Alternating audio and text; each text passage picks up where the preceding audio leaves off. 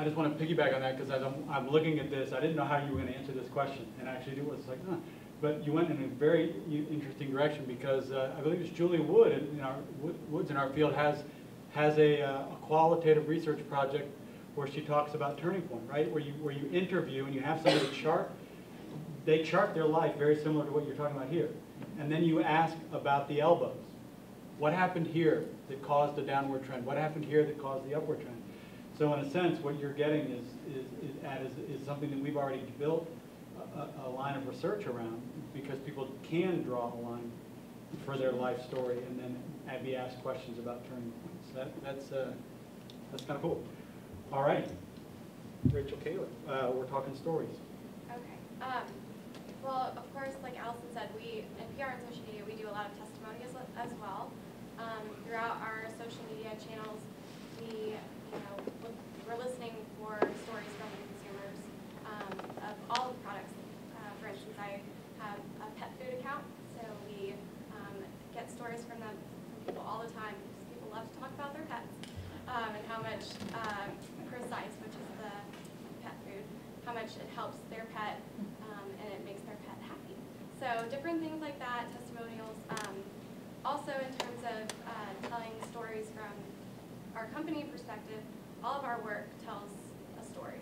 It tells how we communicate effectively and how we try and meet the client's needs, and also awards that our firm has won also tells the client that we're doing a good job. So I think that definitely your work tells the story of your effectiveness as a communicator, as success or in the industry. Well, as a writer, obviously, I tell stories. In fact, I think that would probably be the only branding that I would be comfortable with climbing in, is Rachel Olson, I tell stories. But I don't know that that would help my credibility. But story is a very big part of obviously what I do, whether I'm writing fiction or nonfiction. Either way, story is a very big part of it. When you go to my lovely interior design looking website and you click on the books tab, you will see a story there of how I came to be a writer and why I came to be a writer. You will see, if you click on the speaking tab, you will see testimonies, stories of people who have hired me to come and speak to a group and what they felt like was the benefit of that. I think in stories, so stories are very much a big part of my communication. And same thing even in social media. The best stories get retold, whether that's about your product or about you yourself. The best tweets get retweeted. And so if you can think and talk in stories, even if you have a lot of information to convey, if you can convey it in the form of a story, it's more likely to be remembered and repeated. Relatable. So I mean, if you can relate with the story, you're more likely to interact with that person or product. Yeah, that's part of what I was going to say. I mean, the thing I love about stories is they've existed since the beginning of human history. I mean, stories are relational. I mean, if you find ancient communication, it was all done in stories. The Bible was written in stories. Mythology is written in stories because it's relational. And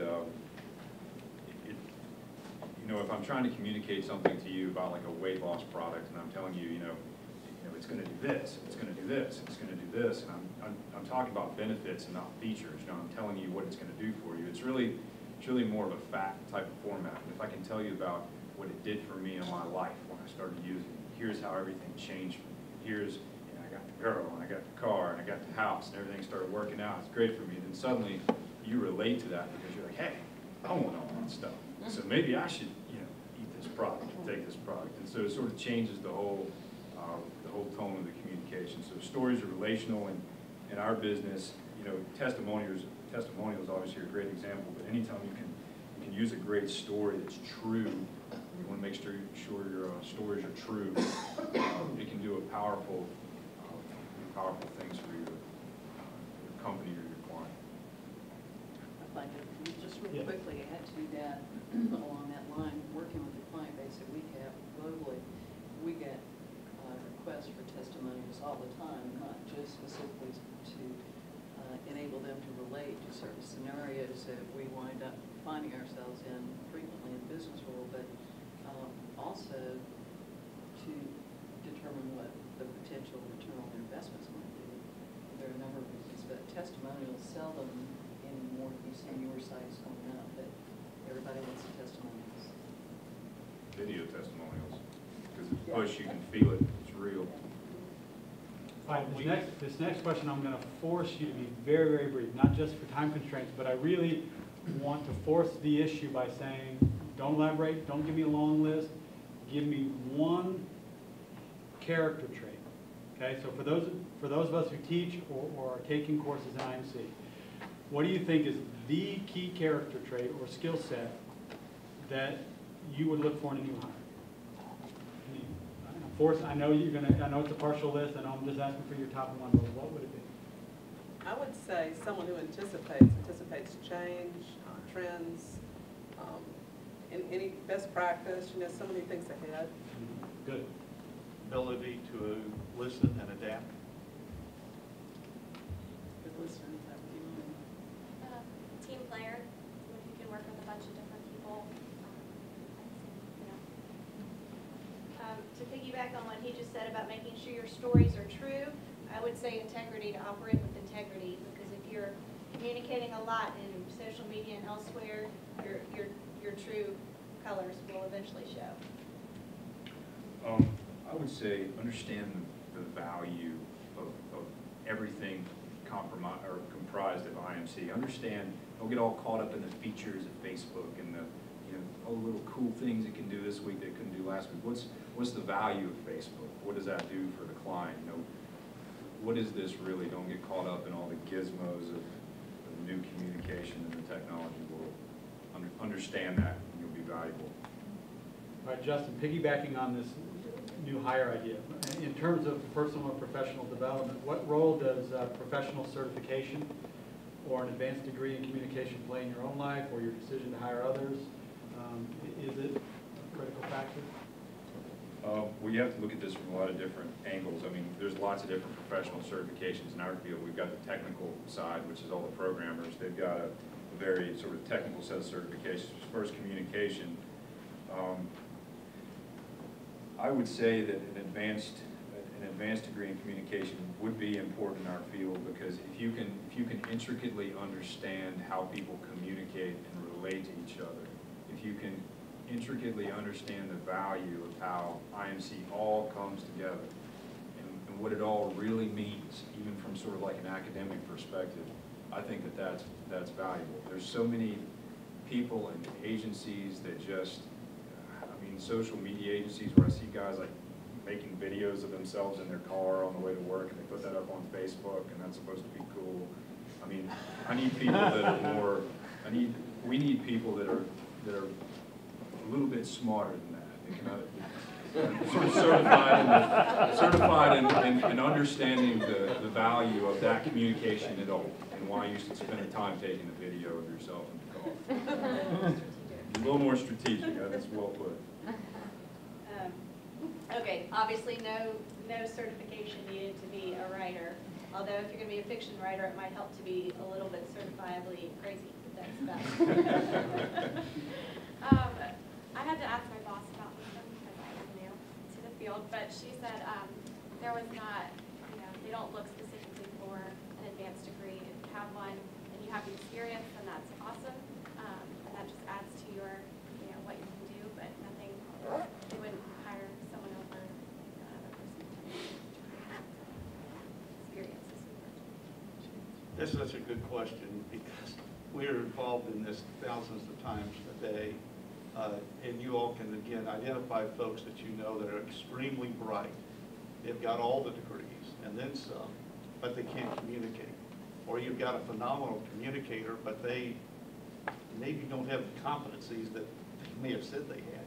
And so we're looking, and we help our clients, as well as anyone we would look for, would be balanced in terms of very knowledgeable. Most important thing to me there is the continuing education. The minute you stop learning, now we're starting to see someone becoming stale, and the world does not exist that way anymore. We communicate literally at the speed of like. So we're looking for the balance there, the ability to do both, and also recognize, hopefully instinctively, but we don't always do that, it's just human nature, and maybe we're not communicating as effectively as we could. So looking for ways to continue that, and we're recognizing it as a process, I suppose. Balance and a process. Well, in terms of professional development, that's my business, so I think would be a great workshop or series thereof. Personally, I think a certification, probably a watered-down version since I don't have a background in IMC, but it would be hugely beneficial to people like me who essentially run a small business. I mean, by virtue of having worked with Jeannie and her students and others in the communication studies program, I've learned a bit about integrated marketing, but have a long way to go. So I think any kind of knowledge or continuing ed that could be provided to people like me would be extremely valuable. Now, some of you have worked directly with college students as clients for class projects. You know who you are. What is your advice to others on how to make the most of that interaction? Because we've got faculty here and some students here, but a lot of the faculty are also teachers in IMC, and they're doing applied learning, and they're doing things with clients. And I don't know if we spend enough time debriefing and saying, how did we do, and what would you like, would have liked more or less of. So this is going to be real helpful for those of us that try and teach this. Alice. First of all, just do it. Just anytime you can work with students, do it. It's the best experience you'll ever have. I look forward to it every year. I would say attend their classes. Jeannie was nice enough to include me in some of those classes, which was great. Be accessible, meet with them outside of class, you know, email, Skype, whatever you can do to give them the information they need. Ask questions and invite feedback, and don't take criticism personally. Just because I think I have a great product doesn't mean it can't be made better. So, you know, be open to that and acknowledge their efforts and appreciate the perspectives they bring to your program. It's a wonderful, wonderful experience. We were blessed with a great team. Thank you all publicly again.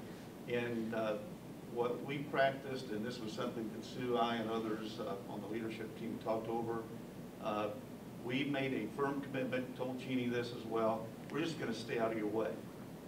So, you know, you guys weren't there to kind of run errands or things like that. You were there to come up with very good ideas, and you came up with an idea that we've never even thought of. And answering a need that is really critical. And I can't tell you how much we appreciate that bit of knowledge, and that I believe, I am convinced, Rick, this will become a significant market for Forte, probably sooner than later. The need is clearly there. And those of you in the room that don't know what their finding was, I'm going to encourage you to talk to them, because I'm staying out of their way. And but what a brilliant solution they came up with. Thank you all. I would just, I think, maybe just add to that, for me, in working, you know, my work directly with the students that worked on our project, it was a learning experience for me too. Just to be able to, what I wanted to do personally was to make sure that you all had just enough information you needed to get you excited, to understand enough where you want to learn more. And then you were off and running. But as Sue said, you know, what you came back with was, I wanted to hear what you discovered along the way. How much did you get out of it? For us, for me especially, that was important. But what you brought back to us was just invaluable. And now you're kind of seeing it through at another level. It's really